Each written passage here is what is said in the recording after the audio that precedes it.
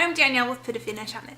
Last month, I finished reading Booker T. Washington's 1901 autobiography, Up From Slavery. The first thing I want to mention is how interesting it was to read such a candid discussion of race. Washington makes it feel like the Reconstruction period and the dawning of the 20th century was a time when they had gotten out from under slavery and there's nothing but hope and possibility and opportunity for change ahead. Washington takes the view that white people were victims of the institution that the nation had engrafted upon it at the time. So he didn't blame whites or hate them, which made whites more inclined to listen to him. And he felt that hate degrades your soul.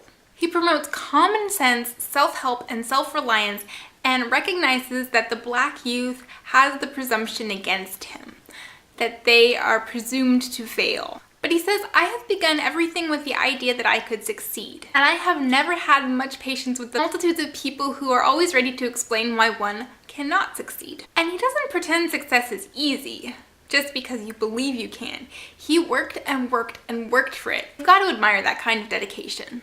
I was surprised at the openness of the discussion of race because I kind of think we tiptoe around it now. But Washington is like, okay, slavery has been abolished and we have all of these people, this undeveloped race. We have this whole population that's been denied access to education, and it's not your fault. But now we have to come together and lift up this group out of the ignorance that they've been kept in. Let's build schools, let's do this. Something that he says several times is that human nature recognizes and rewards merit, regardless of color. He emphasizes that if you can do something well that the world wants, that there's a reason why the world needs you, you will be successful. He encourages all of his students to be of undeniable value. Be the best because the world will have the best. And the schools succeeded at this. The students themselves built the buildings from the ground up, learning as they went. They built furniture and made mattresses and grew a lot of their own food. And eventually they were selling these items, like the bricks that they made, to the townspeople. They learned all of these incredible skills, and it's really remarkable and admirable. And I can't imagine a kind of such a vertically integrated institution now. Going back to that feeling of hope and progress, I want to point out one passage. Washington refers to the KKK and writes, I have referred to this unpleasant part of the history of the South simply for the purpose of calling attention to the great change that has taken place since the days of the KKK.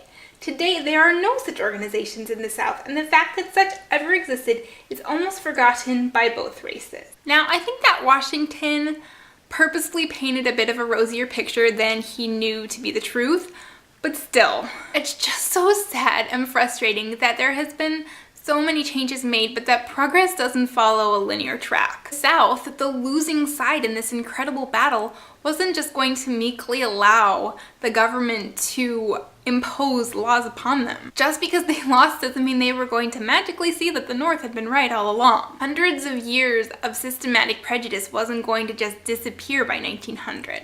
As we know very well now, more than 100 years later. Up From Slavery is really worth reading if you're taking a look at race in America. It's interesting to hear the perspective of the most influential black man of the time.